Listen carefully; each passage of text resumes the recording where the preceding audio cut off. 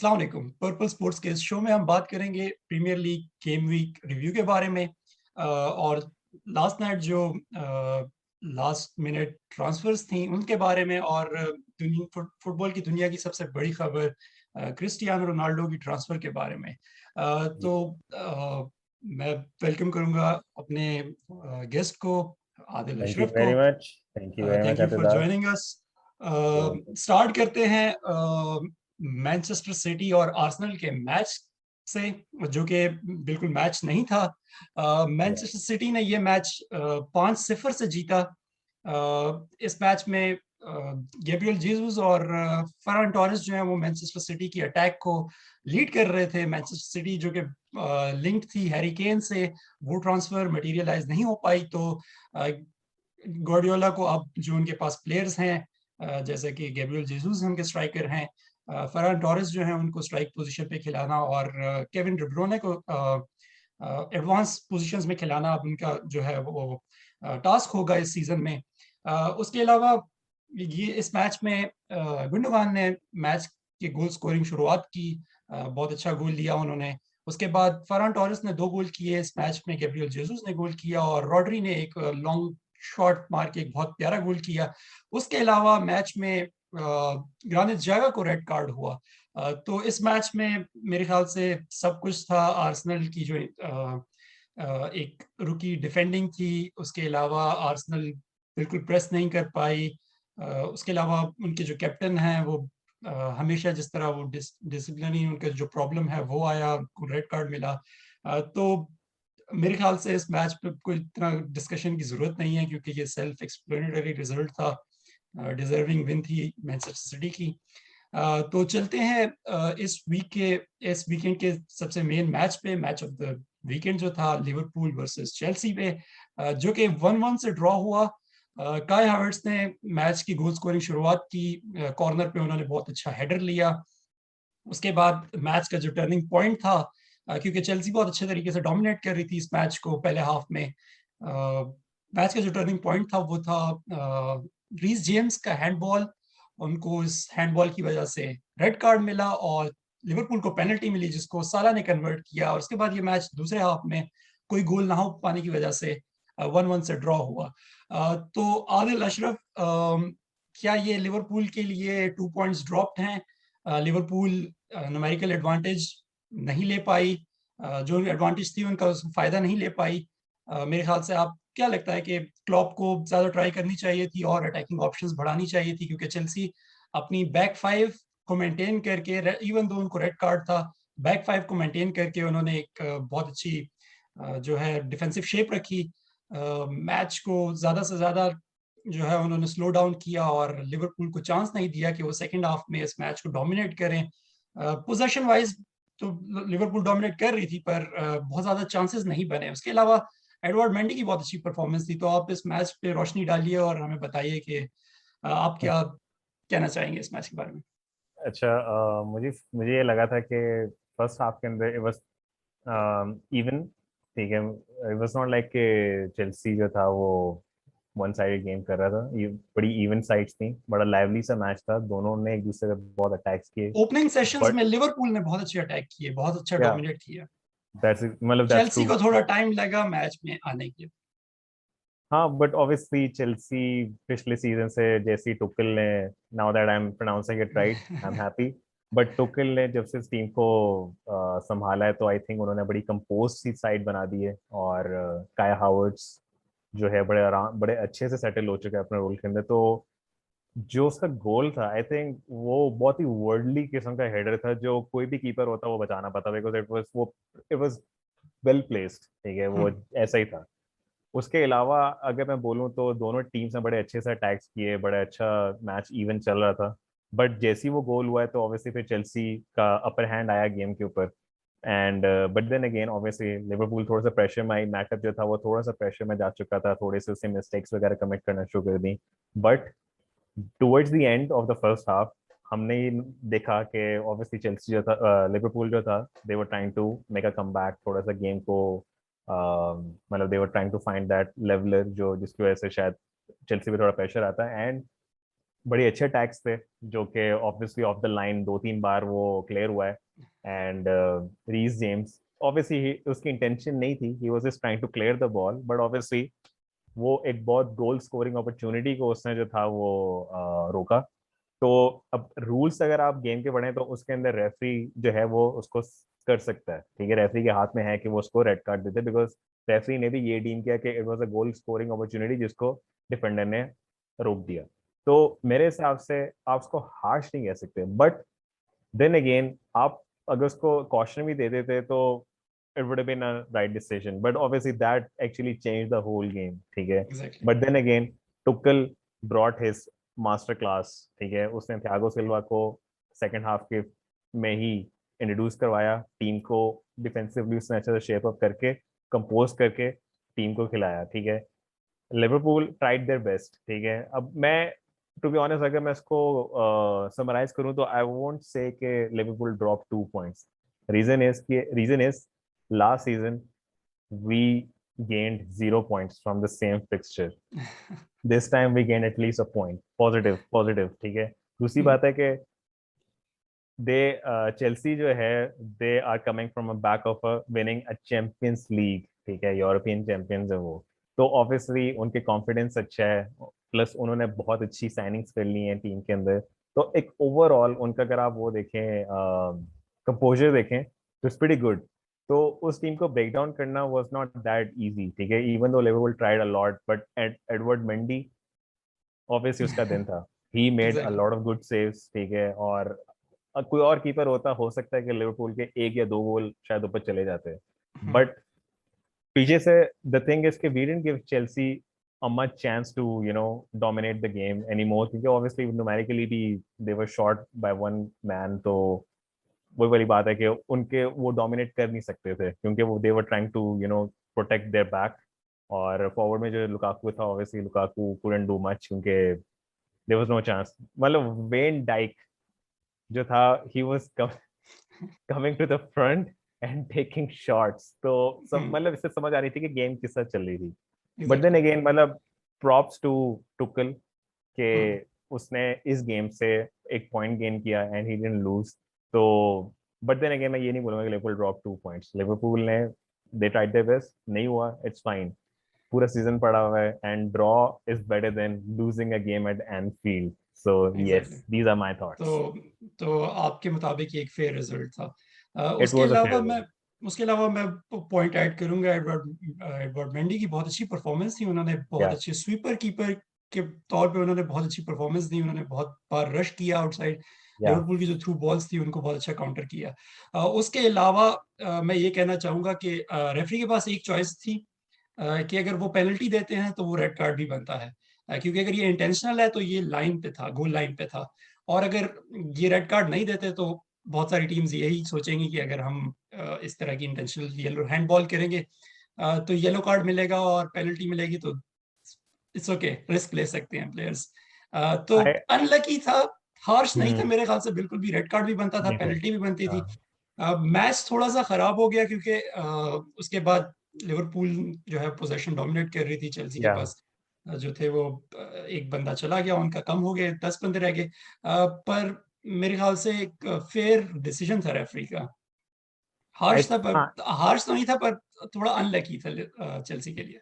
This actually reminded me of that one game. पता नहीं if you remember that 2006 का final था, Arsenal and Barcelona का, I guess exactly. Champions League final था, Champions ठीक है। लीग उसके फाइनल था। उसमें एग्जैक्टली ये हुआ था कि सोल कैम्बल ने he committed a foul in the penalty area, और बेसिकली एक तरह से वन ऑन सिचुएशन थी, ठीक है, he committed the foul and जब रेफरी आया तो उसने डिसीजन पेनल्टी तो दे दी, but he also gave red card to Sol Campbell. No, no, it was red card to Jens Lehmann. It was a red card to the goalkeeper. उसके बाद एल्मुनिया आए Yeah, और maybe I'm remembering it wrong. Barcelona हाँ, goal score कर सकती थी, पर उन्होंने ऑप्ट किया रेड कार्ड के लिए yeah, ताकि वो मैच को डोमिनेट कर सके। ये बहुत बड़ा exactly. रिस्क था क्योंकि उसके बाद सोल कैम्बल ने ही गोल स्कोर किया था। Yes. Yeah. I a, remember. अ, हाँ, thank you very हाँ, much. Yes, thank you और very much for correcting me. बिल्कुल अच्छा रेफरेंस था आपका। हाँ, बार्सिलोना ने मैच डोमिनेट किया और उनका जो रिस्क लिया जो उन्होंने वो एंड पे पेड ऑफ था। Yeah. बार्सिलोना वो चैंपियंस लीग फाइनल जीत गई और न्यूमेरिकल एडवांटेज की थैंक्स टू दैट। तो again and I unlucky remember, पर हार्श नहीं था yeah, बिल्कुल भी। हाँ मतलब उसमें भी काफी लोगों का ये ओपिनियन था कि समटाइम्स पीपल से कि रेफरी जो है ना वो गेम की उसको समझे मैग्नीट्यूड को, कि लेट्स से कि जैसे फाइनल है तो exact may be that person that referee shouldn't give red card या पेनल्टी दे दो बट रेड कार्ड मत दो। तो वही वाली बात है कि आप उसको गलत डिसीजन नहीं कह सकते इन एनी केस, ठीक है, बेशक इवेंट जैसा भी हो, जितना भी इसकी वैल्यू क्यों ना हो। इफ रेफरी थिंक्स कि जी उसने बिल्कुल गोल स्कोरिंग अपॉर्चुनिटी से रोक रहा है तो वो रेड कार्ड दे सकता है, ठीक है, एग्जैक्टली आप उसको हार्श नहीं कह सकते। एग्जैक्टली तो मतलब मुझे इतना याद है कि आर्सेनल वेंगर ने फिर सब्स्टिट्यूट किया था रॉबर्ट पेरेस को, and for the that very goalkeeper. Season, that very reason Robert Pires left Arsenal that season. So yeah, I mean that was basically the downfall of that invincible era of Arsenal. के they had this really good squad जिसमें Will Todd होता था, then obviously Thierry Henry, Bergkamp, विएरा, ल्यूनबर्ग, विएरा, मतलब उनको एरफ्रेस। वो obviously मतलब scary किस्म की टीम होती थी एंड वो सिर्फ आते थे मैच जीतने, दैट्स इट, एग्जैक्टली और कुछ नहीं करना हमने। तो पता नहीं हम मैं ट्रैक से ऑफ क्यों हो रहा हूँ बट मुझे बस याद आ गया वो। And obviously you were talking about city and Arsenal, के आर्सेनल कहाँ से कहाँ आ चुकी है, तो वो मतलब it just makes me sad, you know. Exactly. तो अब चलते हैं इस वीकेंड के एक और मैच की तरफ जहां पे एक बहुत क्लोज रिजल्ट था। मेरे ख्याल से थोड़ा सा अनडिजर्विंग था, पर बड़ी टीम्स कभी कभी अनडिजर्विंग मैचेस जीत जाते हैं। वुल्व्स का मैच था नहीं, मैनचेस्टर यूनाइटेड के अगेंस्ट। इस समय जरूर बोलूंगा कि समटाइम्स यू हैव टू अगली विन। एग्जैक्टली। ओके। इस मैच का जो सोल गोल था वो मेसन ग्रीनवुड ने स्कोर किया। कुछ लोग कहेंगे कि वो गोल भी जो था वो थोड़ा सा लकी गोल था, पर मेसन ग्रीनवुड जो है वो टू फुटेड स्ट्राइकर है, हमेशा से अपना चांस लेते हैं और उन्होंने राइट फुट से अपना चांस लिया। एक बहुत अच्छी ड्रैग जो है ग्राउंडेड शॉट मारी उन्होंने, जो गोलकीपर के हाथ से लग के गोल हुआ। इस मैच में अदामा ट्रायोरे और लोनी जो है, बार्सिलोना की लोनी जो है, ट्रिंकाओ, उन्होंने एक हैवक मचाया हुआ था। या बहुत सारे चांसेस क्रिएट किए वुल्व्स ने पहले हाफ में और दूसरे हाफ में। किसी और ओकेजन में वो ये मैच जीत सकते थे, पर डेविड है इस मैच में बहुत अच्छे फॉर्म में थे। पिछले 2 सालों से डेविड है पे बहुत ज्यादा क्रिटिसिज्म था, बहुत ज्यादा प्रेशर था उन पे कि वो डिक्लाइन कर चुके हैं। पर इस मैच में उन्होंने खास तौर पे एक बहुत अच्छा सेव किया। वुल्व्स के सेंटर बैक साइस ने एक बहुत अच्छी अटेम्प्ट की हेडर पे, उन्होंने वो सेव किया और उसके बाद उनको जो रिबाउंड मिला उसमें उन्होंने डेविड डिहा ने डबल सेव किया और यूनाइटेड को इस मैच में रखा और यूनाइटेड ये मैच 1-0 से जीता। वुल्व्स के जो मैनेजर हैं ब्रूनो लाज, ये 3 मैचेस में विनलेस रहे हैं। तीनों मैचेस उन्होंने बहुत अच्छी परफॉर्मेंस दी, पर अनलकी उनको कोई विन नहीं मिल पाई। तो आदिल, इस मैच के बारे में आप क्या कहना चाहेंगे? ऑब्वियसली मतलब यूनाइटेड जो है they are trying their hard कि वो एक कंपोजर में खेलें और एक लाइनअप ऐसी बनाए कि जो उनको कंसिस्टेंट एफर्ट्स वगैरह, कंसिस्टेंट रिजल्ट्स वगैरह दे। But so far I think वो पहली बात है जो लास्ट वीक हमने बात की थी कि ओले जो है he is not really understanding के वो लॉन्ग टर्म किस तरह इस टीम को लेके चलेगा। मतलब you cannot really change your team day in day out and try new things, और फिर इसके बाद होता यही है कि they are struggling to find the results, they are right for results, ठीक है, पहली गेम वही वाली बात है, डोमिनेट करके 5-1 से जीत के उसके बाद आपने जब एक बार सेट किया है तो आप उसको ऊपर लेके जाने की कोशिश करते हैं या उसको एटलीस्ट मैच करते हैं, आप उसको नीचे क्यों लेके जा रहे हैं, आई डोंट अंडरस्टैंड, ठीक है। साउथहैम्पटन वाला जो रिजल्ट था उससे सीख लेना चाहिए था कि ठीक है we committed these mistakes, not again, ठीक है। हम्म, एंड उसके अंदर भी डेविड दे गea ने एक बहुत पिन पॉइंट सेव करके यूनाइटेड को बचाया था। बिल्कुल मतलब टुवर्ड्स द एंड मुझे लगता है वो चे एडम्स या आर्मस्ट्रॉन्ग, आई डोंट रिमेम्बर कि कौन सा स्ट्राइकर था साउथहैम्पटन का जो बिल्कुल ऑलमोस्ट, आर्मस्ट्रॉन्ग थे। हाँ, वन ऑन वन सिचुएशन में था but they have saved the S, United S. और इसमें भी ऑब्वियसली काफी एंड तक जो था वो वुल्व्स वर डोमिनेट, और वुल्व्स की एग्जैक्टली वही सिचुएशन थी जो लिवरपूल की थी, ठीक है, they were doing everything but finishing, ठीक है, फाइनल थर्ड में आके फिनिश नहीं हो रहा, लेकिन बाकी सब कर चुके हैं। ठीक है। अदामा ट्रोरे ने बिल्कुल जो है वो ट्रॉमेटाइज करके रखा हुआ था, बट स्टोरी वही ऑफ वाली हिज बात। कैरियर, या एंड प्रोडक्ट नहीं होता। यस। आदिल, इसके बाद हम चलते हैं यूनाइटेड के बारे में ही बात करते हैं, पर एक ब्लॉकबस्टर साइनिंग के बारे में बात करेंगे। यस। फुटबॉल की दुनिया में जो है ये खबर आग की तरह फैली। एक बहुत हॉलीवुड साइनिंग थी यूनाइटेड की, एक यस। नॉस्टैल्जिक रिटर्न था। द प्रोडिगल 12 साल सन, का लोन खत्म हो गया बाय द वे। 12 साल का लोन खत्म हुआ। 2009 में क्रिस्टियानो रोनाल्डो जो थे, 3 English Premier League title, Ballon d'Or और यूएफए चैंपियंस लीग जीतने के बाद यूनाइटेड से रियल मैड्रिड गए। वहां पे उन्होंने 2 स्पेनिश ला लीगा टाइटल्स जीते। 4 बार उन्होंने यूएफए चैंपियंस लीग फाइनल जीता, जिसमें एक बहुत बड़ा रिकॉर्ड रखा उन्होंने, 3 बार मुसलसल चैंपियंस लीग जीतने का। 4 बार उन्होंने बैलन डोर जीता रियल मैड्रिड के साथ। उसके बाद उनकी मूव हुई यूवेंटस, जहां पे उन्होंने 2 सीरिया टाइटल्स जीते। पिछले साल भी वो टॉप गोल स्कोरर थे या सीरिया के। इस समर में वो यूरो कप के टॉप गोल स्कोरर रहे 5 गोल्स के साथ। 36 साल की उम्र में वो अब मैनचेस्टर यूनाइटेड वापस आ चुके हैं। यूनाइटेड को एक बहुत बड़ा अपलिफ्ट मिला है, एक बहुत अच्छा गोल स्कोरर मिला है, ड्रेसिंग रूम में उनको एक बहुत बड़ी प्रेजेंस है और बहुत बड़ा लीडर मिला है। अब उन्होंने अपने इंटरव्यू में ये कहा कि वो हमेशा से यूनाइटेड की बहुत ज्यादा रिस्पेक्ट करते थे, हमेशा से वो वापस आना चाहते थे। और एंड पे उन्होंने कहा कि this one's for you sir Alex Ferguson, क्योंकि उनका जो रिलेशनशिप था यूनाइटेड के former manager sir Alex Ferguson के साथ, वो उनको अपने एक दूसरे वालिद की तरह मानते हैं। या तो उन्होंने उनका करियर शेप किया। तो आदिल, इससे आपको क्या लगता है, प्रीमियर लीग पे कैसा इम्पैक्ट पड़ेगा, प्रीमियर लीग टाइटल रेस पे क्या इम्पैक्ट पड़ेगा, और ओवरऑल एटमॉस्फेयर क्या होगा रोनाल्डो के इर्द गिर्द?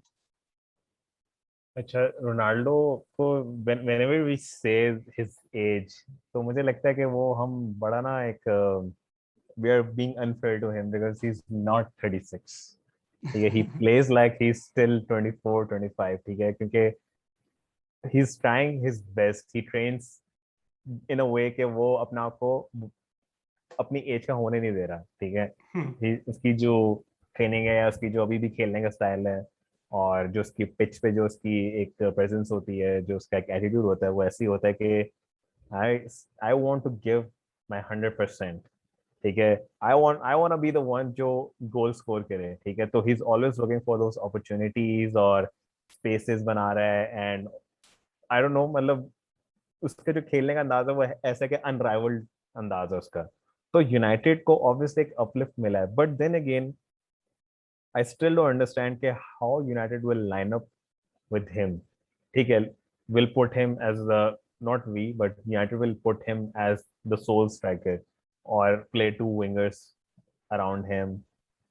तो बाकी जो रैशफोर्ड है, बाकी जो ग्रीनवुड है, बाकी एक आपका फेवरेट प्लेयर है जिसका नाम है एंथनी मार्शियल है। ठीक है, and then we have Jadon Sancho, we have Bruno Fernandes, Paul Pogba, and then we have midfielders। ठीक है, किसका लाइनअप करेंगे मुझे नहीं समझ आ रहा। ठीक है, but I would love to see के हाउ ओले विल यूज रोनाल्डो। ठीक है, रोनाल्डो जो सिटी जाते जाते यूनाइटेड लैंड हो गया, एक वो भी बहुत डिफरेंट सागा है जिसका मुझे एग्जैक्टली, मतलब हम आई इसके वांट। बारे में बात करेंगे अभी थोड़ी हाँ, देर में। ठीक है, बट ऑब्वियसली रोनाल्डो लाइनअप के इज बारे में हम रोनाल्डो। अगर हाँ, बात करें तो लाइनअप के बारे में आई वांट टू नो कि how do you think United will line up with Ronaldo. पहले मैं आपसे पूछूंगा कि आपको क्या लगता है, फ्रंट थ्री यूनाइटेड की स्ट्रॉन्गेस्ट फ्रंट थ्री क्या हो सकती है? In my opinion, it should be Ronaldo as a striker. उसके अलावा राइट पे ग्रीनवुड। बट अब मुझे नहीं पता कि जेडन सैंचो की जो है मेन एक्सपर्टीज क्या है। कैन ही प्ले लेफ्ट और कैन ही प्ले? लेफ्ट और राइट दोनों पे खेल सकते हैं। पिछले साल उन्होंने बोरुसिया डॉर्टमुंड के लिए लेफ्ट पे बहुत अच्छी परफॉर्मेंसेस दी। Then I would obviously place him on the left on the wing. ठीक है, ओके, सो बैक पे।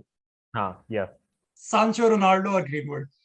यस। पिछले साल, पिछले पिछले सीजन से लेकर अब तक ओले जो है वो पॉल पॉगबा को लेफ्ट पे यूज करते रहे हैं, left side of the attack. या तो मेरे ख्याल से बड़े मैचेस में ओले जो है दोबारा से पॉग्बा को लेफ्ट अटैक पे यूज करेंगे, लेफ्ट विंग पे, उसके साथ रोनाल्डो स्ट्राइक पोजीशन पे और जेडन सांचो या ग्रीनवुड को राइट विंग पे। बड़े मैचेस में ऑब्वियसली मेरे ख्याल से ओले प्रेफर करेंगे सांचो को। तो यूनाइटेड की जो स्ट्रॉन्गेस्ट फ्रंट थ्री होगी वो पॉग्बा, रोनाल्डो और सांचो होगी। उसके अलावा पर्सनली मैं प्रेफर करता हूँ कि पॉग्बा जो है वो पिवट में खेलें, मिडफील्ड में Yep. खेलें। तो उसको अगर उस पॉइंट ऑफ व्यू से देखें तो सांचो, रोनाल्डो और ग्रीनवुड जो है वो बहुत लीथल फ्रंट थ्री हो सकती है यूनाइटेड के लिए। Yeah, makes sense. उसके अलावा हम बात करेंगे रोनाल्डो की जो इस कमबैक के बारे में। मेरे ख्याल से यूनाइटेड जो थी वो उनका पहली प्रेफरेंस नहीं थी। Of ये स्पिन course. अप जो था मीडिया में कि ये रिटर्न, नॉस्टैल्जिया और ये वो, तो मेरे ख्याल से रोनाल्डो ने बहुत ज्यादा ट्राई की यूरोपियन जायंट्स को ज्वाइन करने में। बहुत सारे क्लब्स उन्होंने ट्राई किए पहले। उन्होंने सबसे पहले रियल मैड्रिड को ट्राई किया, पर रियल मैड्रिड ने उनको रिजेक्ट किया क्योंकि वो एक्टिवली ट्राई कर रहे थे किलियन एम्बापे को साइन करने में, तो और वो चाहते नहीं थे कि उनके जो प्लान्स है वो हैम्पर हो रोनाल्डो की सैलरी की वजह से। उसके अलावा Yeah. पीएसजी का नाम आया इस ट्रांसफर में, पर उन्होंने रिसेंटली मेसी को साइन किया, तो उनके लिए भी फिजिबल नहीं था एक और बड़ी साइनिंग करने Yeah. और एक और बड़े प्लेयर को अपनी वेज लिस्ट में डालने के लिए। और वो नहीं, but Kylian but but Mbappe को but रिटेन करना चाहते हैं। in your opinion, do you think कि PSG के लिए अ, इतना मुश्किल होता है रोनाल्डो को अफोर्ड करना? I don't think so. अब अगर किलियन एम्बापे डिपार्ट करते हैं तो मेरे ख्याल से फिर चांसेस थे, पर फिर भी उसके अलावा पीएसजी जो है वो थोड़ा सा प्रोग्रेसिव सोच रहे हैं। वो सोच रहे थे कि हालांड को साइन किया जाए स्ट्राइक Yeah. पोजीशन पे as compare to Ronaldo. Ronaldo मेरे ख्याल से टॉप डिवीजन, टॉप फुटबॉल में मेरे ख्याल से, हाँ वही आप फिजिकली देखें तो रोनाल्डो अभी भी बहुत फिट है। Yeah. एंथनी मार्शियल जो कि 26 साल के हैं उनसे तो ज्यादा ही फिट हैं वो। पर मेरे ख्याल से रोनाल्डो के एजेंट मेंडेस ने ट्राई किया कि वो उनको रियल मैड्रिड लेके जाएं या पीएसजी लेके जाएं। उसके बाद जो लास्ट रिजॉर्ट था वो था मैनचेस्टर सिटी, जो कि उनके पास एक Yeah. बहुत अच्छा चांस था मैनचेस्टर सिटी जाएं। वो चैंपियंस लीग फाइनलिस्ट रहे हैं, उनके पास एक बहुत अच्छा चांस होता बैलन डोर जीतने का अगर वो चैंपियंस लीग के विनर होते मैनचेस्टर सिटी के साथ। You cannot really put Champions League and City in the same sentence. Okay, it's अब gonna be the stay holy grail for them. Okay. ये बात हम 10 साल पहले करते थे जब चैंपियंस लीग के लिए वो इतनी इन्वेस्टमेंट कर रहे थे और इतने क्लोज नहीं थे चैंपियंस लीग में। पर अब पिछले साल वो बहुत क्लोज आ चुके थे चैंपियंस लीग के टाइटल के लिए। उनका And match to be honest, I thought कि they would win, लेकिन इस ऑन द इससे डे ज्यादा, चेल्सी की परफॉर्मेंस आउट क्लास कर गई उनको। बट इससे अ, अच्छा चांस नहीं मिलेगा सिटी को, because all the other teams have strengthened their squads, ठीक है। पीएसजी ने कर लिया, बायर्न तो obviously they are already good. तो मुझे नहीं लगता कि सिटी के पास इससे अच्छा गोल्डन चांस था कि वो चैंपियंस लीग जीते, और आगे जाके अब कंपटीशन इतना स्ट्रांग हो गया कि सिटी के पास अब इतना आसानी से वो नहीं और उसको। और अगर आप आदिल, अगर आप रोनाल्डो को उस चैंपियंस लीग फाइनलिस्ट सिटी के स्क्वाड में डालें तो फिर आप क्या चांसेस लगते हैं सिटी के champions league?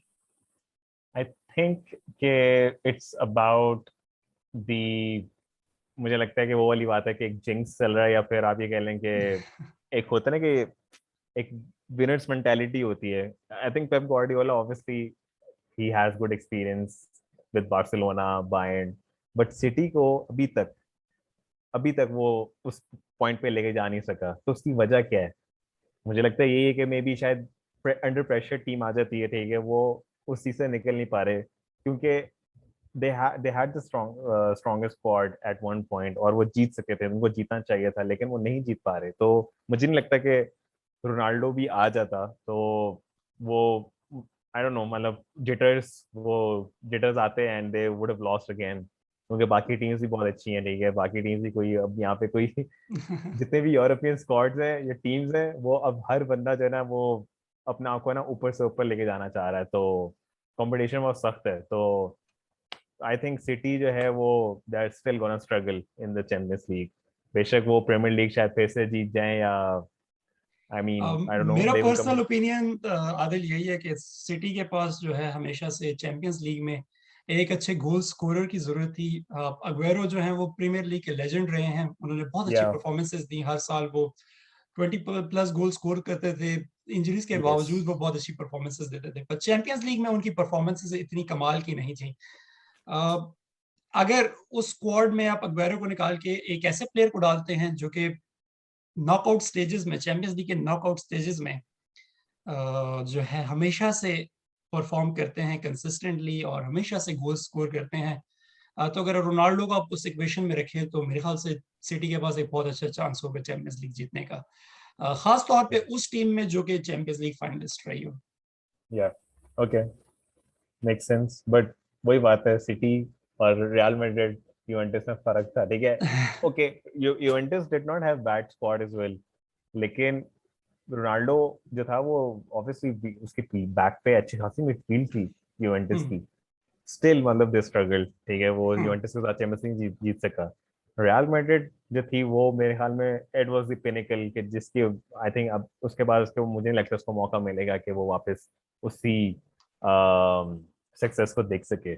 I don't know, exactly. But I have to say it, this is how I feel कि ऐसे ही है। यूवेंटस की अगर हम बात करें तो यूवेंटस की जो चैंपियंस लीग परफॉर्मेंसेस थी वो इतनी कोई खास नहीं थी। पहले वो आईएक्स आईएक्स आईएक्स ने उन्होंने उनको नॉकआउट किया, फिर उसके बाद उनको लियोन ने किया और उसके बाद उनको पोर्टो ने नॉकआउट किया। तो आप यहाँ पे आपके मैचेस बायर्न म्यूनिख के साथ नहीं है, पीएसजी के साथ नहीं है, जहाँ आप देख सकें कि आपको एक बहुत अच्छी टीम टकरी और आप परफॉर्म नहीं कर पाए उस दिन पे। पर यूवेंटस की परफॉर्मेंसेस जो थी रोनाल्डो के साथ भी इतनी या खास नहीं थी चैंपियंस लीग में। अगर आप पिछले सीजन को देखें तो नापोली अपने मैचेस नहीं जीत पाई, इस वजह से यूवेंटस जो है चैंपियंस लीग के लिए क्वालिफाई कर पाए, वरना मेरे ख्याल से वो या यू आर रोनाल्डो के राइट। होते हुए यूरोपा लीग में जा रहे थे। या उसके अलावा गोल स्कोरर तो है वो अभी तक हैं, क्योंकि प्रेजेंस उनकी बहुत अच्छी है, पेनल्टी बॉक्स पे हेडर अच्छी तरह से ले लेते हैं, फिनिशिंग उनकी या अभी भी टॉप क्लास है।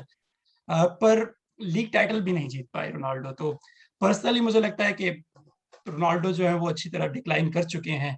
या यूवेंटस पे एक बर्डन की तरह थे वो, क्योंकि उनकी सैलरी बहुत ज्यादा थी। यूवेंटस पेंडेमिक की वजह से बहुत ज्यादा इफेक्ट हुआ, और सुपर लीग के ना होने की वजह से उनके पास रेवेन्यूज इतने नहीं थे कि वो रोनाल्डो की सैलरी को अफोर्ड करके अपने एक और बिल्डअप जो है वो स्क्वाड बिल्डिंग शुरू करते दोबारा से।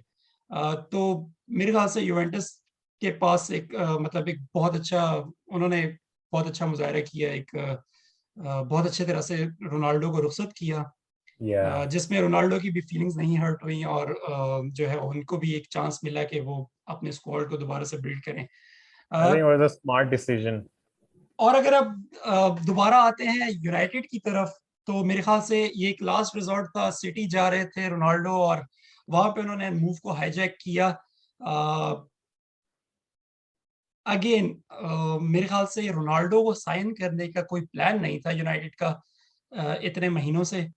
ये एक बहुत स्पॉन्टेनियस ट्रांसफर थी। तो उसके बाद फिर हम उसी बात पे आते हैं कि ओले गुनार सोल्सशायर जो है वो जब उन्होंने डैन जेम्स को साइन किया, तो उन्होंने एक ट्रांसफर पॉलिसी का ऐलान किया कि हम लोअर लीग से फॉरेन जो है हिडन जेम्स साइन करेंगे और उनको यूनाइटेड में चांस देंगे, और इस द यूनाइटेड वे हम सुपरस्टार्स क्रिएट करेंगे, ना कि हम सुपरस्टार साइन करें short term like Andy success के रॉबर्टसन लिए। है, लाइक एंडी एंडी रॉबर्टसन है ना, वो हल सिटी से लेकर आए तो थे एंड देन इस ट्रांसफर पॉलिसी में डैन जेम्स को साइन किया गया स्वांसी सिटी से। उसके अलावा शॉन लॉन्गस्टाफ के साथ यूनाइटेड के जो थे वो बहुत ज्यादा ट्रांसफर लिंक्स थे। न्यू कॉसल जो है उनको जो है उनकी जो प्राइस रेंज थी वो नीचे नहीं आ रही थी, तो United missed out on that signing. उसके बाद एरन वन लुकाकू को बिसाका। लुकाकू को जो है उन्होंने रिप्लेस करने के लिए गालू को साइन किया लोन पे। उसके बाद एक स्टेप आगे गई यूनाइटेड, एक और ज्यादा एजिंग प्लेयर को साइन किया, कवानी को फ्री ट्रांसफर पे। उसके बाद अब 36 ईयर ओल्ड क्रिस्टियानो रोनाल्डो को साइन किया गया। तो साथ साथ वारान को साइन किया है, तो मेरे ख्याल से यूनाइटेड की जो ट्रांसफर पॉलिसी थी, वो एक जो ड्रीम था वो खत्म हुआ। ओले गुनार सोल्शरायर जो थे वो एक हाइपोक्रेसी थी उनकी कि वो छोटे प्लेयर साइन करेंगे तो एक्सपेक्टेशंस कम होगी, पर रोनाल्डो के आने से मेरे ख्याल से उनके ड्रेसिंग रूम में कदम रखने से एक्सपेक्टेशंस वैसी शूट कर जाती हैं। Through the roof. यहाँ पे मेरे ख्याल से ओले गुनार सोल्शरायर के हाथ में नहीं है कि वो एक्सपेक्टेशन सेट करें, यहाँ पे रोनाल्डो एक्सपेक्टेशन सेट या करेंगे मैनचेस्टर यूनाइटेड के लिए। और रोनाल्डो हमेशा से जिस भी क्लब जाते हैं तो वहां पे अपना जो वो बार है, क्योंकि वो सबसे पहले ट्रेनिंग में आते हैं, सबसे ज्यादा ट्रेन करते हैं, तो यस बार वैसे ही बहुत हाई हो जाएगा यूनाइटेड के प्लेयर्स के लिए। एक्सपेक्टेशंस जो थी, ओले गुनार सोल्शरायर सीजन से पहले ये कह रहे थे कि यूनाइटेड के प्लेयर्स को थोड़ी सी सेक्रीफाइस देनी होगी सीजन जीतने के लिए, तो वो मेरे ख्याल से फिर से प्ले डाउन कर रहे थे सीजन को, टाइटल चांसेस को। पर रोनाल्डो के साइन करने से मेरे ख्याल से ये सारी जो बातें हैं ये they are out of the window, या क्योंकि यहाँ पे आप रोनाल्डो के होते हुए, रोनाल्डो जैसे गोल स्कोरर होते हुए जिनसे फैंस का इतना लगाव है, जितनी एक्सपेक्टेशंस हैं, तो मेरे ख्याल से ओले टाइटल चांसेस को प्ले डाउन नहीं कर सकते। ये एक्सपेक्टेशन पे रही कि अब वो टाइटल जीतें। यूनाइटेड के कुछ फैंस ने और कुछ जो पंडित्स हैं उन्होंने अभी से एक्सक्यूजेस बनाना शुरू कर दिए हैं कि यूनाइटेड के पास एक सेंट्रल मिडफील्डर नहीं है डिफेंसिव माइंडेड जो यूनाइटेड को टाइटल जिता सके। फ्रेड पे जो है वो तनकीद की इजाजत जा रही है, पर मेरे ख्याल से जिस भी स्क्वाड को आप देखें उनमें कोई ना कोई कमी खामी होती है। होती है। मैनचेस्टर सिटी ने जो है कोई स्ट्राइकर साइन नहीं किया, लिवरपूल के पास इतनी डेप्थ नहीं है, और चेल्सी के पास जो है मेरे ख्याल से इतनी टॉप क्लास डिफेंस नहीं है, इवन दो वो डिफेंसिवली बहुत ज्यादा स्ट्रांग है कलेक्टिवली। पर अगर आप खामियां देखें तो हर टीम में खामियां होती हैं। या यूनाइटेड के पास अगर सेंट्रल डिफेंसिव मिडफील्डर नहीं है तो ओले गुनार सोल्शरायर की रिस्पॉन्सिबिलिटी है कि वो अपनी टीम को कॉन्फिडेंस दें, ना कि वो क्रिटिसाइज करें, ना कि उनके जो दोस्त हैं वो पंडितरी में स्केप गोट बनाए फ्रेड जैसे मिडफील्डर को। मेरे ख्याल से उनको आउट ऑफ पोजीशन खिलाया जाता है। फ्रेड की जो स्ट्रेंथ्स हैं वो उनकी प्रेसिंग है, बॉल विनिंग मेंटालिटी जो है, जिस तरह कांटे खेलते हैं, कांटे पे भी एक मेरे ख्याल से एक क्रिटिसिज्म थी कि उनको सेंट्रल डिफेंसिव मिडफील्डर पोजीशन पे नहीं खिलाया जा सकता, खिलाया जा रहा पिवट पोजीशन पे। पर टुकल के आने की वजह से ये मेरे ख्याल से ये जो क्रिटिसिज्म थी ये बिल्कुल खत्म हो गई कि कांटे जो या है वो एक बॉल विनिंग और प्रेसिंग मिडफील्डर हैं। वो एडवांस पोजीशन में जाके डिस्टर्ब करते हैं पोजेशन को, वहां पे बॉल या जीतते हैं और अपने प्लेयर्स को जो है गेम में लाते हैं, प्रेसिंग की वजह से माने जाते हैं। तो फ्रेड भी मेरे ख्याल से एक बहुत अच्छे प्रेसिंग मशीन है, वो एक बहुत अच्छी प्रेसिंग मशीन है। डिफेंसिव अगर उनको लोअर ब्लॉक में आप खिलाएं तो ऑब्वियसली फिजिकली और उनकी जो रैश टैकलिंग है उसकी वजह से वो थोड़ी सा मार खा जाते हैं। पर ओले गुनार सोल्शरायर को अब अपना जो सिस्टम है, एक उनकी फॉर्मेशन है 4-2-3-1, उसको थोड़ा सा चेंज करना पड़ेगा स्विच टाइटल करना होगा। विनिंग टीम लाने के लिए। उसके अलावा आदिल, आपको लगता है कि रोनाल्डो की और कोई उनमें कोई शॉर्ट कमिंग्स हैं, कोई खामियां आप देखते हैं इस ट्रांसफर में, तो आप उसके बारे में अगर नजर दौड़ाते हैं।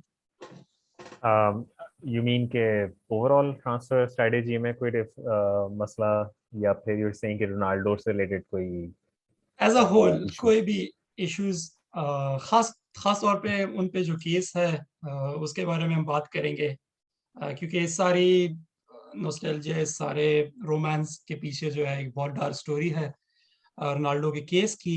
पिछले हफ्ते हमें पता लगा बेंजामिन मेंडी जो कि मैनचेस्टर सिटी के फ्रेंच या लेफ्ट बैक हैं, उन पे केस जो है उनके सामने आया, जिसकी वजह से उनको सस्पेंड किया गया। तो ट्रांसफर वाइज, स्ट्रेटेजी वाइज, उनकी टीम में प्रेजेंस वाइज, और किसी भी तरह से आप रोनाल्डो के बारे में अगर आप कुछ कहना चाहते हैं। Regarding his case, I guess it was जो फर्स्ट टाइम उसका अनर्थ हुआ था उसके बारे में, that was back in 2018 I guess. एग्जैक्टली, There is this German news tabloid outlet, Spiegel I guess, yeah, I don't Spiegel know how वाला, I it. think they were the first ones जिन्होंने ये चीज ब्रेक की थी। But I think ये वही वाली बात है कि एक दो दिन इसको स्पॉटलाइट मिली, and then there was nothing. और लास्ट टाइम जो मैंने इस पे जो लेटेस्ट अपडेट पढ़ी थी, नॉट रिसेंटली बट मैं बात कर रहा हूँ like may be a year और फ्यू मंथ्स अगो, जिसमें ये था कि वो केस जो था उसके बारे में कोई एज सच हार्ड एविडेंस किसी को मिला नहीं। ठीक है, उस पर एलिगेशंस लगे एंड दैट वाज इट, मतलब it couldn't proceed, there was nothing about it. तो plus obviously the news itself जो है इट डाइड डाउन। ठीक है, तो अब आई एम नॉट श्योर, बहुत ट्रिकी चीज़ें होती हैं ये। और इसके ऊपर आप एक हार्ड स्टैंड ऐसा नहीं ले सकते, क्योंकि even though it was necessary कि people speak about these things, but then again इसको गलत तरीके से भी यूज कर लेते हैं लोग। ठीक है, to bring down anyone they like। और तो I think it's pretty tricky कि but then again अभी बेंजामिन मेंडी वाली प्रोसीडिंग्स चल रही है, and if something will resurface तो obviously I think he will be either उसको या तो I'm not sure what will happen, क्योंकि इतना मुझे याद है कि जो लास्ट जो मुझे याद है फुटबॉलर जिस पे लाइक प्रॉपर इस तरह का एलिगेशन लगा था और उसको जेल भी हुई है, that was Adam Johnson from Sunderland, जो सिटी का भी प्लेयर एक पॉइंट पे रहा था। एंड उसके ऊपर एलिगेशंस आए थे and it was proved and then trial हुआ था and now he is in jail.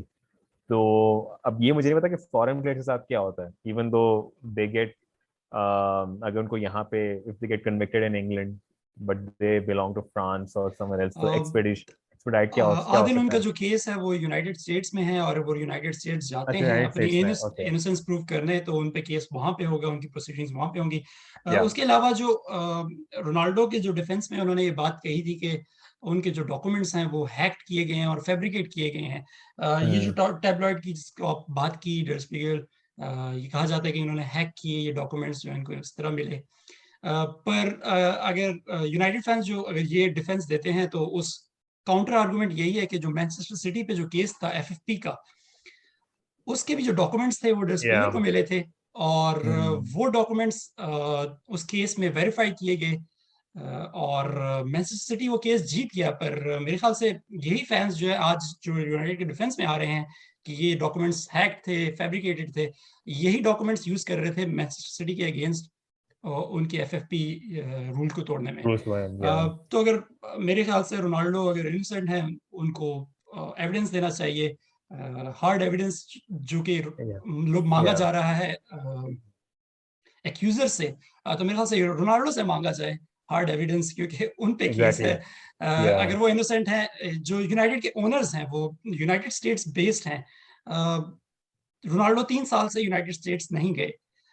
तो अगर वो इनोसेंस प्रूव करनी थी तो रोनाल्डो को चाहिए कि वो जाए अपनी इनोसेंस प्रूव करें, इस केस को लड़ें। फुटबॉल की दुनिया में आपने बहुत बड़े आलमी जो सितारे हैं उनको देखा कि उन पे जो केसेस होते हैं, टैक्स फ्रॉड वगैरह के केसेस, जिसमें रोनाल्डो, मेसी और बहुत सारे और या फुटबॉलर और बहुत सारे मैनेजर्स जो हैं इस केस में आए, खासतौर पे स्पेन में। तो बहुत सारे लोग कन्विक्ट हो जाते हैं, और मेरे ख्याल से ये क्राइम जो है इतना ग्रेव नहीं होता, इतना सीरियस नहीं होता। या पर ये जो एलिगेशंस हैं बेंजामिन मेंडी के अगेंस्ट और रोनाल्डो के अगेंस्ट, एडम जॉनसन के अगेंस्ट, और आजकल जो इस समर में एक और स्टोरी थी सिगर्सन के अगेंस्ट, एवर्टन के जो मिडफील्डर हैं। ओ या यस तो यस मेरे ख्याल से फुटबॉल में एक ट्रेंड चलता आ रहा है जहाँ पे जो अ, बड़े सितारे हैं वो इस तरह के केसेस में प्रोटेक्ट किए जाते हैं। That's true. उनको प्रोटेक्ट किया जाता है, वो उनकी रेपुटेशन इतनी खराब नहीं होती इस वजह से। उनकी प्रोटेक्शन की वजह से बहुत सारे जर्नलिस्ट जो हैं, बहुत सारे जो मीडिया चैनल्स हैं, इंग्लिश मीडिया चैनल्स हैं, वो इस केस के बारे में उन्होंने ना कोई एक ट्वीट की और ना इसको या डिस्कस किया गया। तो मेरे ख्याल से अगर कोई जर्नलिस्ट करना भी चाहे तो उनको उनकी इस बात को दबा दिया जाएगा। या तो ये फुटबॉल की दुनिया पे जो है ये एक बहुत बड़ा दबा है। इसको आप मेरे ख्याल से वही रेसिज्म जिस तरह एक बहुत बड़ा इशू है फुटबॉल में, तो ये भी एक बहुत बड़ा इशू है, क्योंकि मैनचेस्टर सिटी के जो लेफ्ट बैक हैं मेंडी, उन पे ये केस 9 महीने से चलता आ रहा था और वो बेल पे फुटबॉल खेल रहे थे। तो मैनचेस्टर वाओ सिटी, जब ये स्टोरी ब्रेक हुई तो उसके बाद जब वो कन्विक्ट हुए उसके बाद मैनचेस्टर सिटी ने उनको सस्पेंड किया। पर मेरे ख्याल से एज अ फुटबॉल क्लब उनकी रिस्पॉन्सिबिलिटी बनती है कि वो जिस वक्त ये एलिगेशंस लगे तो उस वक्त उनको सस्पेंड किया जाता। पर फिर बात आ जाती है कि स्ट्रेचर पे, क्लब्स के स्ट्रेचर पे डिपेंड करता है, प्लेयर के स्ट्रेचर पे डिपेंड करता है। तो रोनाल्डो दुनिया के सबसे बड़े प्लेयर्स में इनको शुमार होता है, तो इस वजह से ये बात जो है दोबारा से नहीं कही गई। इस ट्रांसफर मूव के जो जितनी भी न्यूज़ थी इस सारे किस्से में, तो मेरे ख्याल से रोनाल्डो की जो रेपुटेशन थी, जो 3 साल से इतने वो इररेलेवेंट थे, उस रेलेवेंस आने की, इस ट्रांसफर की वजह से वो दोबारा से बहुत ज्यादा रेलेवेंट हो गए हैं। मेसी की जो न्यूज़ थी ट्रांसफर की, उस वजह से जो एक वेव आई नई इस समर में, तो मेरे ख्याल से रोनाल्डो से सहा नहीं गया और वो एक स्पॉटलाइट में आना चाहते थे। तो यूनाइटेड की जो मूव थी एक बहुत बड़ा चांस था उनके लिए इस स्पॉटलाइट में आने का और उनको अपनी रेपुटेशन वाइट वॉश करने में। तो उसके अलावा आदिल, हम बात करेंगे जो कल की जो ट्रांसफर्स थी, जो लास्ट मिनट ट्रांसफर्स थी, उसमें जो प्रीमियर लीग में एक बहुत हाई प्रोफाइल जो साइनिंग थी वो थी, आर्सेनल ने एक right back, Japanese right back को साइन किया बोलोनिया से, तोमियासु को, जो कि I didn't catch that note of sarcasm. Good one. उसके साथ साथ आर्सेनल के जो राइट बैक हैं, फुटबॉल से ज्यादा वो अपने स्टाइल की वजह से जाने माने जाते हैं, हेक्टर बेलरिंग जो है Irene, वो yeah. रियल बेटिस चले गए हैं लोन पे। Wow. बाकी जो है प्रीमियर लीग में चेल्सी ने साउल निगेस को साइन किया है लोन पे। चेल्सी के पास जो है सिर्फ 3 सेंट्रल मिडफील्डर थे, जो प्रोफाइल सेंट्रल मिडफील्डर्स की थॉमस टुकेल यूज करते हैं, जिसमें कोवाचिच थे, जॉर्जिनो और कांटे थे। उसके साथ उनको डेप्थ चाहिए थी, तो इसलिए उन्होंने साउल निगेस को साइन किया एटलेटिको मैड्रिड से। साउल निगेस जो है वो एक बहुत हॉट शॉट मिडफील्डर थे मेरे ख्याल से 2016 Yeah. 2015 के टाइम में, Yeah, yeah. जब Atletico Madrid regularly champions league के लिए ट्राई कर रहे थे, चैलेंज कर रहे थे।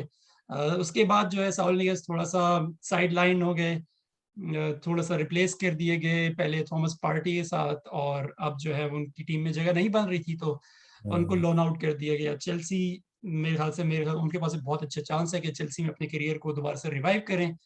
Yeah. और उनके पास चांस होगा, बहुत सारे मैचेस खेलेंगे चेल्सी, बहुत सारे डिफरेंट कॉम्पिटिशन्स में, तो उनके बहुत सारा चांस मिलेगा चेल्सी में अपनी जगह बनाने में। उसके अलावा एवर्टन ने फॉर्मर न्यूकासल स्ट्राइकर सोलोमन रॉन्डॉन को साइन किया है।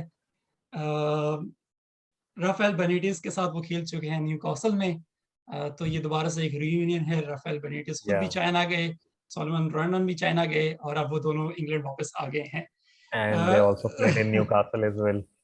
एग्जैक्टली। Yeah. तो मैच मेड इन हेवन, तो ये एक बहुत उसके अलावा बार्सिलोना ने जो है अपने स्टार, फ्रेंच स्टार ग्रीजमैन को ऑफलोड कर दिया है। Yeah. वो एटलेटिको Atletico. मैड्रिड गए हैं Spa. लोन पे। Yeah. उसके अलावा लूक डियोंग को साइन किया है डच स्ट्राइकर सेविया से। तो आदिल, 125 मिलियन यूरोस मेरे ख्याल से फी थी एंटोन ग्रीजमैन के लिए। Yeah. उनको मेरे ख्याल से लगभग 800,000 यूरोस पर वीक दिए जाते थे बार्सिलोना में। Oh my God. उसके बाद बार्सिलोना ने सुआरेज को ऑफलोड किया। सुआरेज एटलेटिको मैड्रिड गए, वहां पे उन्होंने प्रीमियर टाइटल, स्पेनिश टाइटल जिताया एटलेटिको मैड्रिड को। और अब Hmm. जो है दोबारा से ग्रीजमैन जो है वो एटलेटिको मैड्रिड आ गए हैं, फाइनेंशियल रूम्स में चले गए हैं। बार्सिलोना के जो फुटबॉल क्लब है, मेसी को गवा दिया है इन्होंने। तो आप इस किस तरह देखते हैं इस ट्रेजेडी को? I think मुझे लगता है कि ये जो पेंडेमिक है, इसने इटालियन और स्पेनिश क्लब्स को मुझे लगता है अफेक्ट किया है, स्पेशली यूवेंटस और इंटर एंड बार्सा, क्योंकि हमने देखा है कि एंटोनियो कॉन्टे जिसने आके इतने अरसे बाद आके सीरी आ जितवाई है इंटर को, एंड देन ऑब्वियसली कॉन्टे का एक स्टाइल है कि वो हमेशा हाई बजट के साथ टीम को जो है डेवलप करना चाहता है, and Inter couldn't really fulfil his demands, तो ऑब्वियसली कॉन्टे वॉक्ड। तो obviously plus they offloaded Lukaku, मतलब दे स्टार स्ट्राइकर, उनका मेन वो है, उसको उन्होंने ऑफलोड कर दिया in the blink of an eye. मतलब मैं ऑब्वियसली अगर आप अपनी टीम को आगे तक लेके जाना चाहते हैं तो आप you would never sell your player like this. तो नजर आ रहा है कि ऑब्वियसली दे आर स्ट्रगलिंग, तो उनको फाइनेंशियल जरूरत है। And same goes with Barça के मेसी ऑफलोड हो गया, अब ग्रीजमैन भी ऑफलोड हो गया, ठीक है। लास्ट सीजन सुआरेज ऑफलोड कर दिया उन्होंने। अच्छा, सुआरेज को इसलिए ऑफलोड किया था because he was ageing, and now उसी चीज को बैक ट्रैक करके कुन एग्वेरो साइन कर लिया। इट डजंट मेक सेंस, लेकिन कर लिया उन्होंने, ठीक है। अब एंड मेरे ख्याल से लायनल मेसी की जो थी रिकमेंडेशन थी, एग्वेरो उनके बहुत अच्छे दोस्त हैं, तो उस वजह से उन्होंने एग्वेरो को साइन किया, और अब मेसी भी चले गए हैं तो एग्वेरो की साइनिंग बिल्कुल पॉइंटलेस है। उनको मेरे ख्याल से बहुत अच्छी बहुत सैलरी भी दी होगी उन्होंने। या और इस सिचुएशन में जहाँ पे मेसी की सैलरी अफोर्ड नहीं कर पा रहे थे, ग्रीजमैन की सैलरी अफोर्ड नहीं कर पा रहे थे, वहां पे एक एजिंग और इंजरी प्रोन एग्वेरो को लिया गया, जो कि अभी इंजर्ड है actively. Exactly. And Memphis Depay वो फिर भी आई वुड से कि it's an appropriate signing, but then again अब टीम में कौन खेलेगा अब? मतलब आपके जो ब्रेथवेट सॉरी ब्रेथवेट और डिपाई जो है वो लीड करेंगे बार्सिलोना की अटैक को। देयर वाज अनदर प्लेयर, बड़ा ह्यूज प्रोस्पेक्ट था है, लेकिन था ज्यादा इसलिए बोलूंगा बिकॉज बेचारा बहुत इंजरी प्रोन है, उस्मान डेम्बेले। अब आई डोंट नो कि बेचारे के साथ क्या करना है उन्होंने, क्योंकि द मोमेंट ही रिटर्न्स उसके अगले 2 मैच में वो फिर बेचारा साइड में हो जाता है for a long time. And why उसको क्यों नहीं ऑफलोड कर रहे, उसके बारे में क्यों नहीं कोई डिसीजन लिया, मुझे समझ नहीं आया। तो प्लस एंटवान ग्रीजमैन को आपने जो है ऑफलोड कर दिया, तो उसके बैकअप में कौन खेलेगा? There was no answer to this as well. क्योंकि normally what teams do is कि if they sell this one person, तो उसका वो ना बैकअप सोच लेते हैं कि यार चलो अगर ये जा रहा है तो हम इस बंदे को जो है वो कोशिश करते हैं कि अब इसको हम लोग साइन करते हैं ताकि उसकी रिप्लेसमेंट आ जाए। ग्रीजमैन भेज दिया आपने डेडलाइन डे पे, तो आपने उसका रिप्लेस भी तो कोई करना था, कोई तो होगा। लुक मुझे डियोंग से रिप्लेस किया गया उनको, एक आउट एंड आउट स्ट्राइकर हैं, बट लैंकी नहीं, स्ट्राइकर हैं मेरे ख्याल से आपको याद होगा Champions I know League Luuk Europa League final जो है उसमें उन्होंने गोल स्कोर किया था। I know Luuk de Jong, but Griezmann was not an all an striker position पे तो नहीं खेलता था वो तो एग्वेरो खेलेगा। Exactly. Griezmann used to be on the side, मतलब विंग पे या उस पे, तो Luke D Yong is not fast, वो सिर्फ एक पोचर या वो कह लेंगे उस तरह का फॉरवर्ड है टारगेट कि जो मैन है। टारगेट मैन है, स्लो है, लेकिन ये कि फिनिशिंग अच्छी होगी और वो कर गोल स्कोर अगर उसके मतलब लाइक बिल्कुल अच्छे बच्चे उस पर खड़ा हुआ है तो वो गोल स्कोर कर सकता है, खुद से गेम तो नहीं बनाएगा वो। एग्जैक्टली। तो ग्रीजमैन जो था ही यूज्ड टू प्ले, मतलब वो बॉल लेके जा सकता है आगे की गेम बना सकता है, तो आई डोंट नो, मतलब डिडंट मेक सेंस। पर्सनली मुझे लगता है कि ग्रीजमैन जो है वो एग्जैक्टली मेसी की पोजीशन पे खेलते रहे हैं एटलेटिको मैड्रिड में। या तो अगर ग्रीजमैन एक सैलरी कट लेते और बार्सिलोना की टीम में उन मेसी के जाने के बाद वो एक बहुत बड़ा पार्ट बन सकते थे बार्सिलोना के अटैक का, क्योंकि वो आउट ऑफ एग्जैक्टली। पोजीशन खेलते रहे, वो स्ट्राइक पोजीशन पे खेलते रहे, लेफ्ट विंग पे खेलते रहे, जो कि उनकी पोजीशन नहीं है। वो एग्जैक्टली मेसी की पोजीशन में खेलते रहे हैं एटलेटिको मैड्रिड या में। तो मेरे ख्याल से ये बार्सिलोना का एक बहुत बड़ा लॉस है। पर फिर वो बात आ जाती है कि उनका जो इम्पैक्ट था वो इतना अच्छा नहीं था बार्सिलोना में, बहुत ज़्यादा सैलरी ले रहे थे। जहाँ पे क्लब उन्होंने रीबिल्ड करना है तो वहाँ पे मेरे ख्याल से ग्रीजमैन के होने ना होने की वजह से इतना कोई फर्क नहीं पड़ेगा ये सीजन। मेरे ख्याल से बार्सिलोना देव ब्रेस्ट के मतलब ठीक है, लेट्स गेट गोइंग। और let the chips fall where they may. उसके अलावा एक बहुत अच्छे हाईली रेटेड यंगस्टर्स जो हैं वो बार्सिलोना से डिपार्ट कर गए हैं। आरबी लाइप्जिग ने साइन किया है उनको, मोरिबा, जो कि बार्सिलोना के साथ रिन्यू नहीं करना चाहते थे अपना कॉन्ट्रैक्ट एक्सपायर होने लगा था, तो आरबी लाइप्जिग ने उनको साइन कर लिया है। Emerson royal. एमरसन रॉयल जो है वो उनको मेरे ख्याल से इसी ट्रांसफर विंडो में खरीदा गया और फिर उससे यस यहीं पे डिपार्ट हुए। या मोरिबा के बारे में बात कर रहे थे, तो मोरिबा जो है वो एक डायरेक्ट रिप्लेसमेंट है साबित्जर की, जो कि बायर्न म्यूनिख चले गए हैं 15 मिलियन या यूरोज में। अ, मेरे ख्याल से आरबी लाइप्जिग ने बहुत बड़ी गलती की थी बायर्न म्यूनिख को थोड़ा सा चैलेंज करने में। यहाँ पे बायर्न म्यूनिख ने उनके मैनेजर को साइन कर लिया, उनके स्टार डिफेंडर उपामेकानो को साइन कर लिया और अब उनके स्टार Upamecano है मिडफील्डर मिडफील्ड। साबित्सर को भी साइन कर लिया। तो मेरे ख्याल से पहले डॉर्टमंड ये गलती करता था कि बायर्न बायर्न म्यूनिख को थोड़ा-सा चैलेंज कर लिया, तो बायर्न म्यूनिख उनके प्लेयर्स को साइन कर लेते थे। अब आरबी लाइप्ज़िग की बारी थी, तो यहाँ पे बिल्कुल कंप्लीट डोमिनेंस है, एक मोनोपोली है बायर्न म्यूनिख की प्लेयर साइन करने में अपनी लीग से। तो एक और साइनिंग थी।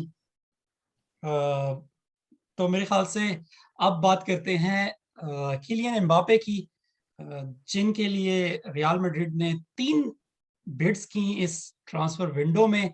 उनका कॉन्ट्रैक्ट जो है वो अगले समर में एक्सपायर हो रहा है, उसके बावजूद रियल मैड्रिड ने 3 बहुत बड़ी ट्रांसफर बिड्स की एम्बापे के लिए, जो कि 160 मिलियन यूरो से लेके 180 टू 90 मिलियन यूरोस तक या गई। फिर भी पीएसजी ने जो है वो बिड जो है रिजेक्ट की और वो चाहते हैं कि किलियन एम्बापे को 1 साल और रखा जाए। किलियन एम्बापे ने हमने पहले भी बात की थी किलियन एम्बापे के बारे में कि उनका जो है उनकी जो चॉइस है, अगर वो इंग्लैंड आना चाहते हैं तो वो लिवरपूल को प्रेफर करेंगे। और अगर जो है स्पेनिश ला लीगा अगर वो जाते हैं तो रियल मैड्रिड को प्रेफर करेंगे। पर मेरे ख्याल से पिछले 2 हफ्तों में उन्होंने ये ज़ाहिर कर दिया है कि उनकी जो प्रेफर्ड चॉइस है वो रियल मैड्रिड है। रियल मैड्रिड के जो नए गैलेक्टिको साइनिंग बनना चाहते हैं, वो रियल मैड्रिड के मेन मैन बनना चाहते हैं, उनका चाइल्डहुड ड्रीम है। तो आदिल, आप क्या कहेंगे इस साइनिंग के इस बिड के बारे में? क्योंकि 1 साल में उनका कॉन्ट्रैक्ट एक्सपायर हो रहा है, फिर भी रियल मैड्रिड ने एक जाइगेंटिक बिड की। इवन दो क्लब जो है, आप जिस तरह कह रहे थे कि पेंडेमिक की वजह से, सुपर लीग ना होने की वजह से उनको ज़्यादा बहुत बड़ा इफेक्ट पड़ा है। बाकी पोजीशंस में उन्होंने सर्जियो रामोस और वारान जैसे प्लेयर्स को गंवाया और यहाँ पे वो ट्राई कर रहे हैं कि किलियन एम्बापे को साइन करने में, इतनी बड़ी मूव में। तो क्या कहेंगे आप इस ट्रांसफर के बारे में? I mean, Kylian Mbappe is one of the, अभी कहेंगे, बेस्ट टैलेंट्स आउट देयर। और 180-90 मिलियन मुझे नहीं लगता है, क्योंकि नेमार को 222 मिलियन में लिया गया है, तो आई डोंट थिंक कि एम्बापे को वो उस प्राइस टैग से नीचे का बेचना चाहेंगे वो। और जहां तक बात है कि उन्होंने उनकी बिड रिफ्यूज की है, आई एम श्योर कि PSG has something up their sleeve. Either वो उसको नया कॉन्ट्रैक्ट साइन करने पे कन्विंस कर लेंगे, सो दैट कि नेक्स्ट टाइम रियल मैड्रिड कम स्निफिंग, तो they must pay, I don't no, एक रिलीज क्लॉज होगा अच्छा खासा जो रियल मैड्रिड के बिल्कुल उससे बाहर हो जाएगा। तो आई मीन इतनी आसानी से पीएसजी जाने नहीं देने वाला उसको। और the reason they are refusing the bids, मुझे यही समझ आता है कि या तो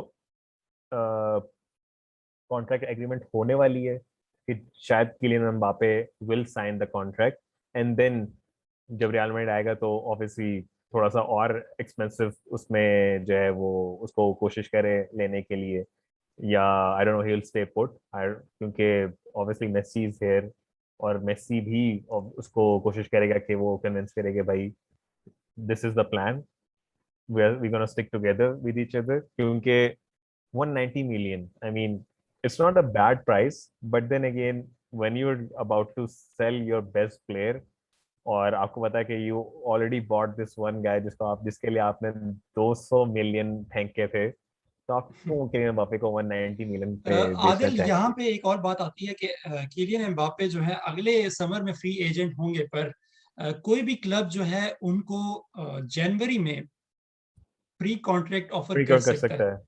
हाँ। तो जहाँ पे किलियन किलियन एम्बापे ने एक क्लियर कर दिया है कि वो रियल मैड्रिड के लिए खेलना चाहते हैं, फाइनेंशियल मोटिवेशंस नहीं है उनकी। वो अपनी जो डेवलपमेंट है उसके जहन में एक बहुत अच्छा प्लान है अपनी डेवलपमेंट का, कि वो अब पीएसजी छोड़ के अपनी जो होम कंट्री की जो लीग छोड़ के एक बड़ी लीग में एक स्टेप लेना चाहते हैं। एक बहुत बड़े क्लब रियल मैड्रिड की मेन प्लेयर बनना चाहते हैं। तो मेरे ख्याल से यहाँ पे पीएसजी एक बहुत बड़ा रिस्क ले रहा है। उनके पास 4 महीने हैं इनको कन्विंस करने में कि वो कॉन्ट्रैक्ट साइन करें। आई मीन उनके पास Harry 4। Harry Kane also stayed, ठीक है, तो मुझे लगता है कि थिंग्स कैन चेंज, ठीक है। और since you have Lionel Messi on your side, मुझे लगता है कि, और प्लस इट्स पीएसजी, ठीक है, पीएसजी फ्री में तो नहीं देने वाला, ऑब्वियसली सिंपल सी बात है कि फ्री में तो एम्बापे नहीं जाएगा। तो I'm sure कि they have something up their sleeve and they're holding their cards close to their vest.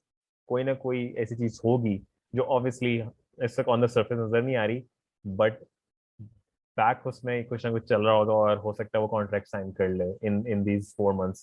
जनवरी की ट्रांसफर विंडो ओपन होने से पहले ये वो रिवील कर देंगे जी Kylian Mbappe has signed a new अगर एक और कॉन्ट्रैक्ट विद. एंगल देखा जाए आदिल के, रियल मैड्रिड ने जो इतनी बड़ी बिड की एक ऐसे प्लेयर के लिए जिसका कॉन्ट्रैक्ट जो है वो 1 साल में एक्सपायर हो रहा है, अ, अगले साल जून में एक्सपायर हो रहा है, और 3-4 महीने में आप उसके साथ प्री कॉन्ट्रैक्ट साइन कर सकते हैं।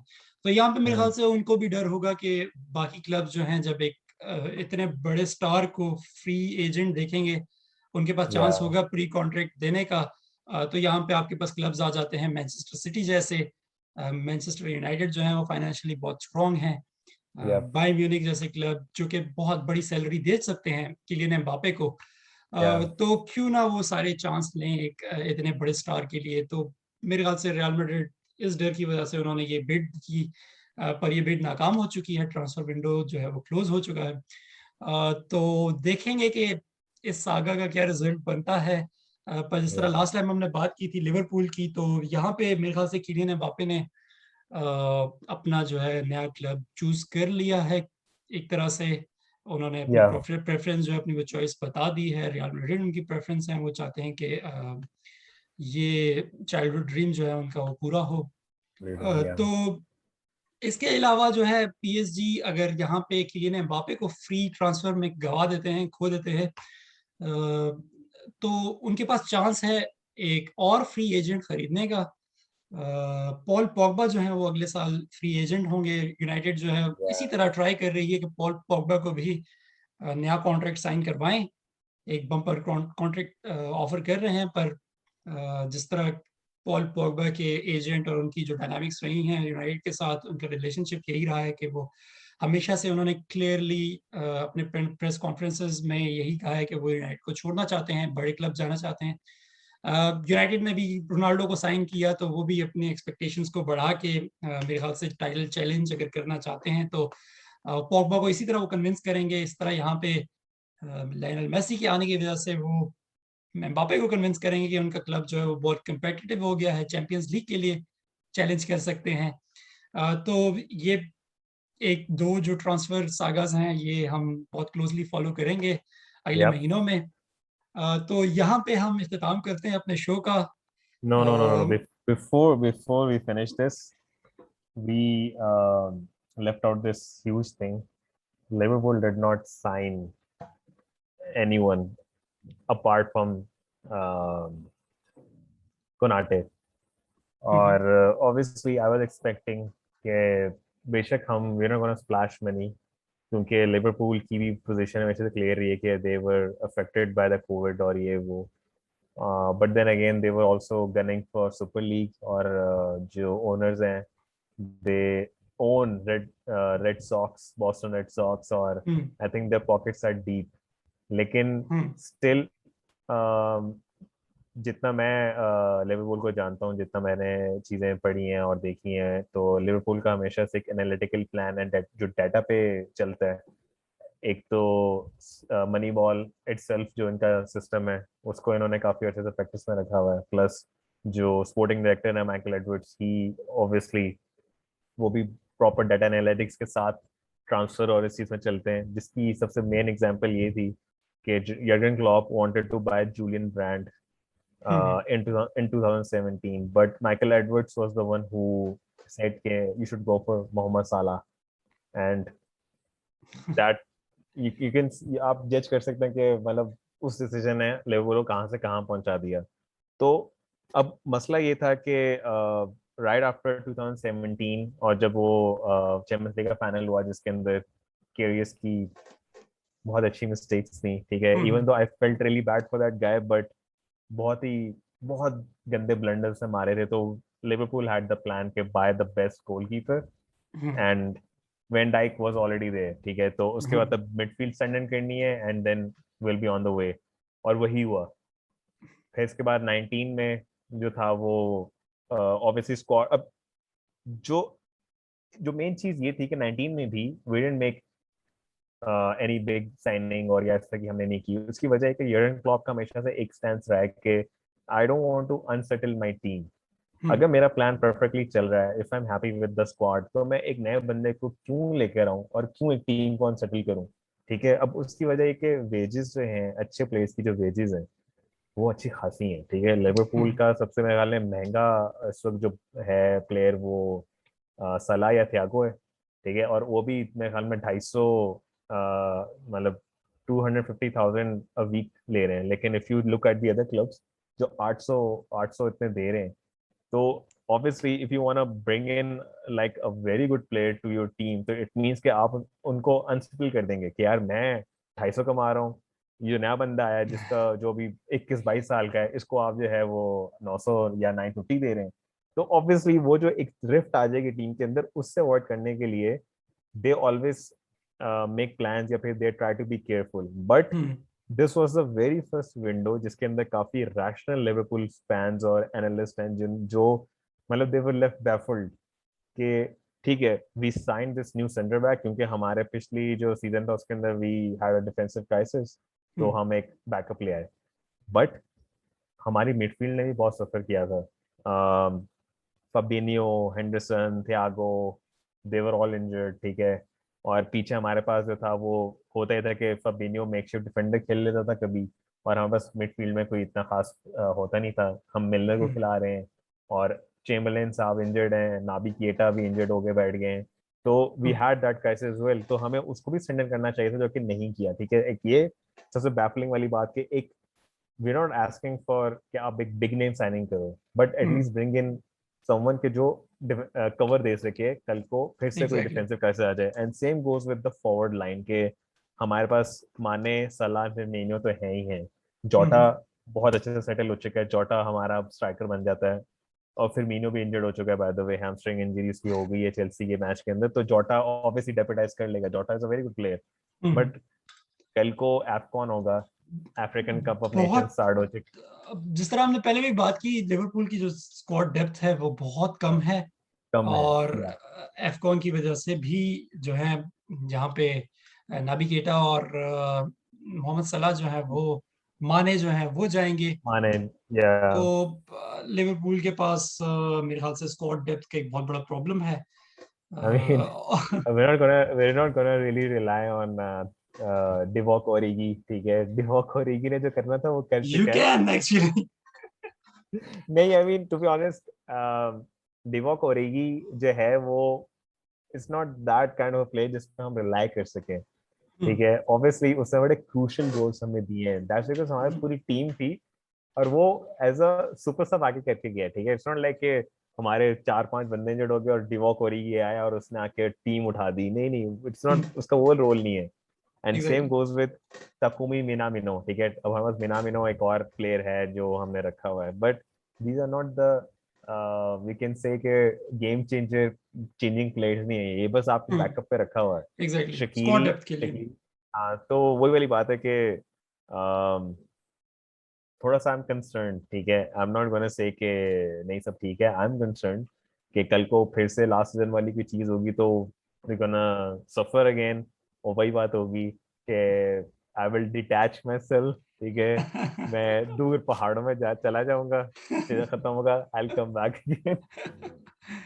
तो I don't want to go through another season like last आदिल, सीजन। अगर यहाँ पे मैं एक पॉइंट ऐड करना चाहूँ, या लिवरपूल अपने जो है प्रेसिंग स्टाइल की वजह से क्लॉप की जो फुटबॉल है वो बहुत जानी जाती है। या और इस स्टाइल में लिवरपूल के जो प्लेयर्स हैं वो फिजिकली मेरे ख्याल से लीग में सबसे ज्यादा फिटेस्ट प्लेयर्स रहे हैं लिवरपूल के। या मिलर की जो एज है, मेरे ख्याल से क्लॉप के अंडर खेल खेल के जो सीजन प्री सीजन में जो टेस्ट होता है, फिजिकल टेस्ट होते हैं, या मिलर जो है उस टेस्ट को टॉप टॉप करते करते हैं हैं हर साल। एग्जैक्टली। तो क्लॉप ने फिजिकल जो एक स्टैंडर्ड रखा हुआ है अपनी टीम के लिए वो बहुत ज्यादा हाई है। पेंडेमिक में सीजन जो था वो बहुत ज्यादा कंजेस्टेड था। हर मिड वीक में मैचेस थे। हर चैंपियंस लीग के, लीग कप के, प्रीमियर लीग के हर मिड वीक में मैच था एक। तो उसकी वजह से मेरे ख्याल से क्लॉप की फुटबॉल पे बहुत ज्यादा फर्क पड़ा। उनके प्लेयर्स पे बहुत ज्यादा फर्क पड़ा, क्योंकि उनके जो मेथड्स हैं वो बहुत ज्यादा डिमांडिंग है, ट्रेनिंग मेथड्स, या और उनकी जो गेम प्ले है वो बहुत ज्यादा डिमांडिंग है। तो इस वजह से क्लॉप मेरे ख्याल से एक बहुत अनयूजुअल सीजन में उस तरह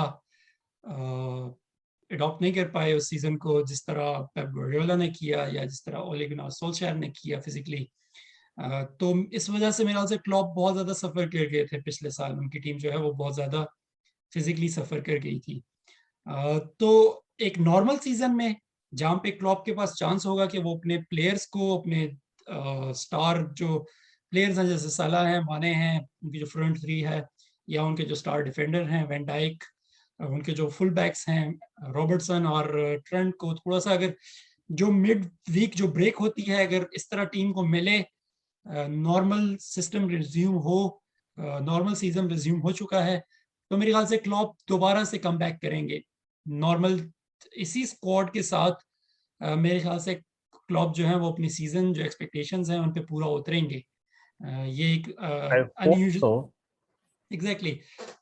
तो मेरे ख्याल से जो हिकअप था पिछले साल का, वो कंजेस्टेड फिक्सचर्स की वजह से बहुत ज्यादा था, ना कि स्क्वाड डेप्थ की वजह से, क्योंकि लिवरपूल के पास अभी भी जो यंगस्टर्स हैं, बहुत अच्छे यंगस्टर्स हैं, जब उनको चांस मिलता है तो वो बहुत अच्छी तरह टीम में जेल होते हैं। पर प्रॉब्लम वही था कि लिवरपूल की जो मेथड्स थे, ट्रेनिंग मेथड्स थे, जो गेम प्ले था, वो एडजस्ट नहीं हो पा रहा था एक अनयूजुअल सीजन के साथ। दैट्स अ गुड पॉइंट, लेकिन मैं ये बोलूंगा कि जो हमारी जो मेन इंजरीज थी वो ट्रेनिंग में नहीं हुई थी, वो बकायदा टांगे तोड़ी गई थी।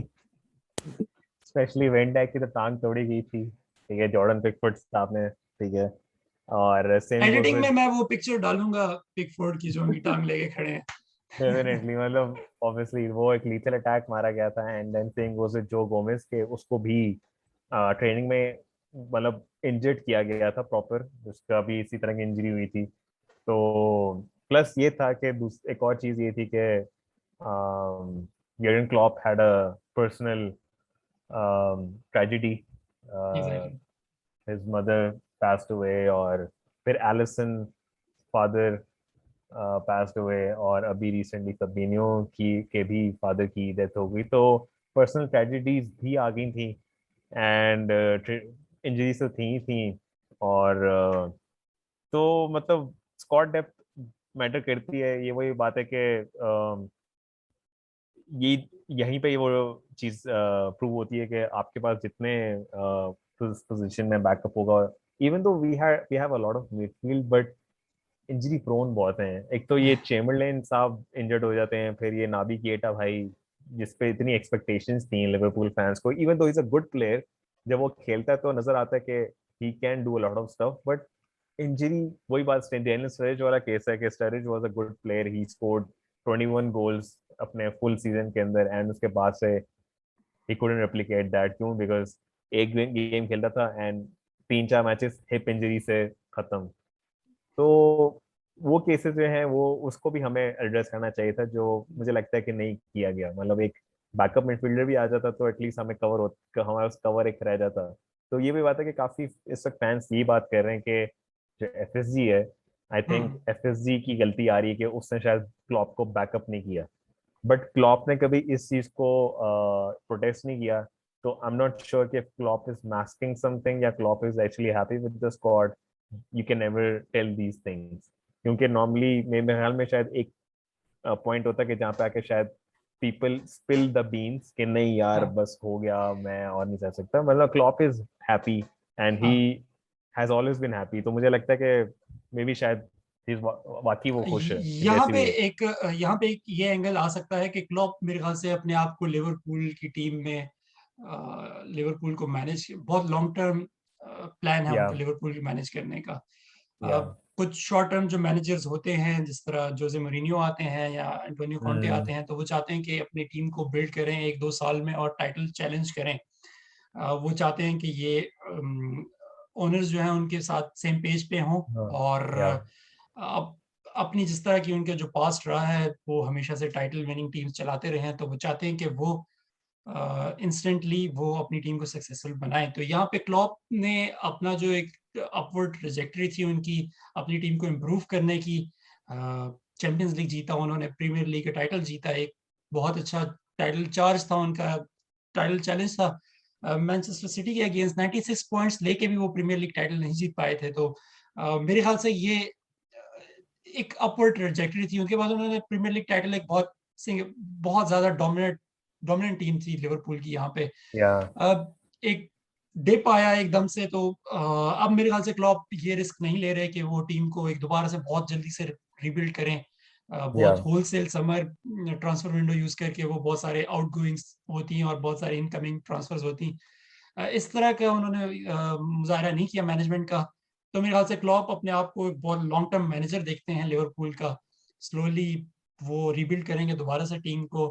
उनके जो स्टार फ्रंट थ्री है, साला, माने और फेमिनो, जो सारे 29-30 टच कर रहे हैं 30 साल या की या उम्र या को। या तो वो चाहते हैं कि स्लोली रिबिल्ड करें अपनी टीम को, ना कि वो एकदम एग्जैक्टली। से फिर दोबारा से नई साइनिंग्स को लेके आए और उनको अपनी टीम में जो है वो जगह दें, उनको थोड़ा सा अडॉप्ट करने का टाइम दें प्रीमियर लीग की पेस को।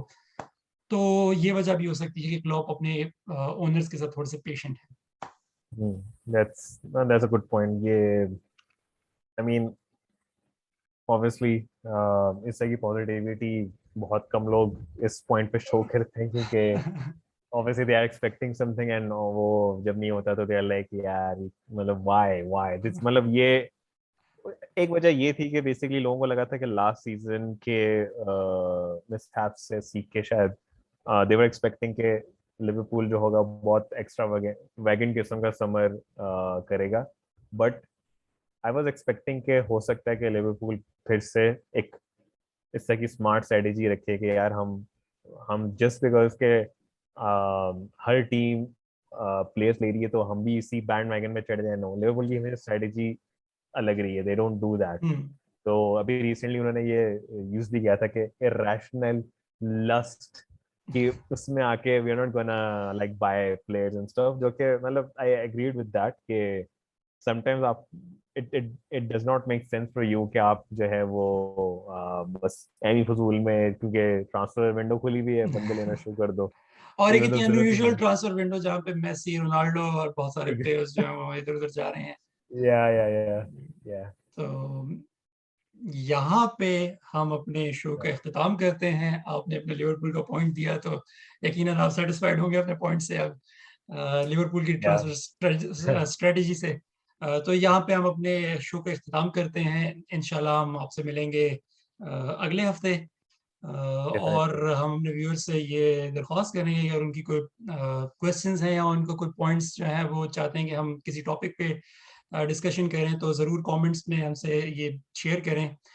Thank you very much Adil, बहुत शुक्रिया आपका। Thank you very much. और इट बहुत वाज अ वेरी शुक्रिया नाइस सेशन। यस। अपने व्यूअर्स का। अल्लाह या हाफिज। अल्लाह हाफिज।